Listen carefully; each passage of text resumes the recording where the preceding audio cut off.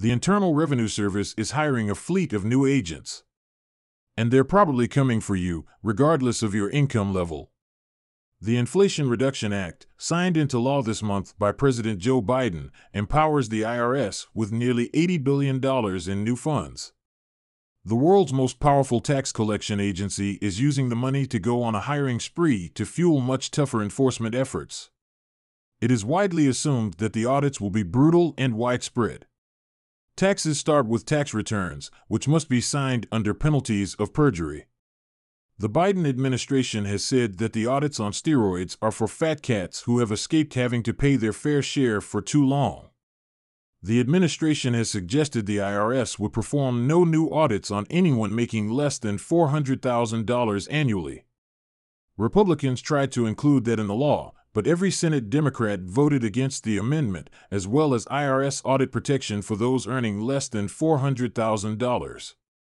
In other words, American taxpayers at every income level are fair game regardless of income. So buckle up and think about whether your taxes and records are vulnerable. How would they look under a microscope? Tax returns must be signed under penalties of perjury. What's more, if you try to change that language, the IRS says it doesn't count as a tax return, which means your statute of limitations on an audit never begins. You can be audited forever. Speaking of perjury, the IRS asks on every individual tax return, at any time during 2021, did you receive, sell, exchange, or otherwise dispose of any financial interest in any virtual currency? The 2022 version of that question is even more intrusive, as we'll see. The IRS says that all taxpayers filing Form 1040, Form 1040-SR, or Form 1040-NR must check one box answering either yes or no to the virtual currency question.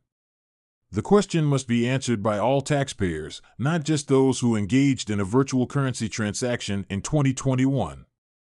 In the tax world, a simple yes or no question can be a surprisingly big deal if you answer wrong. But can you check no? Taxpayers who merely owned virtual currency at any time in 2021 can check the no box when they have not engaged in any transactions involving virtual currency during the year or limited their activities to holding virtual currency in their wallet or account, transferring virtual currency between their wallets or accounts, purchasing virtual currency using real currency, including purchases using real currency on electronic platforms such as PayPal and Venmo, and engaging in a combination of holding, transferring, or purchasing virtual currency as described above. But many people must check yes. Just think about these everyday transactions in crypto, all of which would require checking the yes box. The receipt of virtual currency as payment for goods or services provided. The receipt or transfer of virtual currency for free, without providing any consideration, that does not qualify as a bona fide gift. The receipt of new virtual currency as a result of mining and staking activities.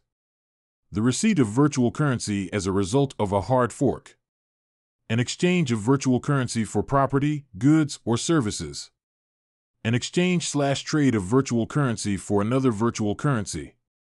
A sale of virtual currency, and any other disposition of a financial interest in virtual currency.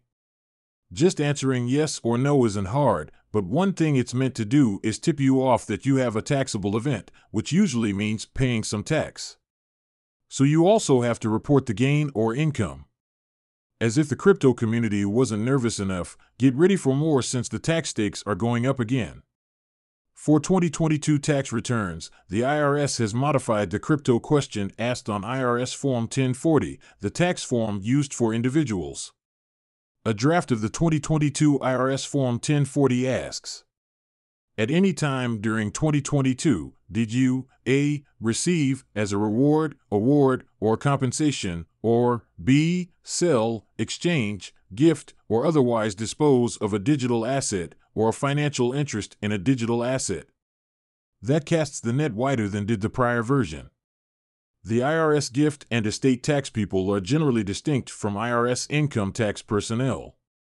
But the expansion of the crypto tax question may herald more to come: more crypto audits, more IRS scrutiny on crypto and crypto taxpayers, and more money being poured into IRS compliance generally. The so-called Inflation Reduction Act is supposed to fund the hiring of 87,000 new IRS agents and add nearly $79 billion to the IRS, a vast $45 billion of which is being directed solely into IRS enforcement. Crypto is one of the IRS's big targets. The new law says the IRS will pursue digital asset monitoring and compliance activities apart from general tax enforcement. What can the IRS do with $80 billion of taxpayer money?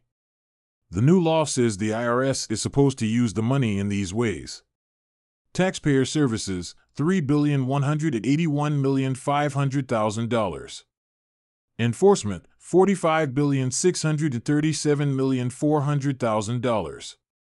Operations support, $25,326,400,000. Business systems modernization, $4,750,700,000. Task force to design free, direct e-file system, $15 million.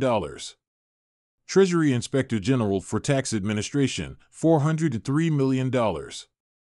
Treasury Office of Tax Policy, $104,533,803. Tax Court, $153 million, and Treasury Departmental Offices for Oversight and Implementation Support to help the IRS implement the IRA, $50 million. Enforcement is the biggest line item, and Congress wants results too. Congress has already projected that adding IRS enforcement dollars is going to pay off. They project the new funding will add a whopping $124 billion more in increased collections over 10 years. The bill is vague on how the IRS can spend $45 billion on enforcement, though ominously, it does mention legal and litigation support and enforcement of criminal statutes regarding tax law violations. The bill also specifies digital asset monitoring and compliance activities and investigative technology for criminal investigations as items on which the IRS should spend the money. Any way you slice it, you can expect more IRS attention on crypto, more scrutiny on tax reporting, and above all, more audits.